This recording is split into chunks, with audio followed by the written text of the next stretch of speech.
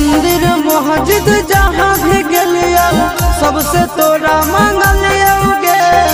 तोरा हम हंसलियो हरदम अपने भले कानलियोगे। मंदिर मस्जिद जहाँ भी गलिया सबसे तोरा मांगलियोगे। तोरा हम हंसलियो हरदम अपने भले कानलियोगे। तोर किस्मत खुलता, तोर किस्मत खुलता, जरता हमर भगिया गे। बसवे के डोलिया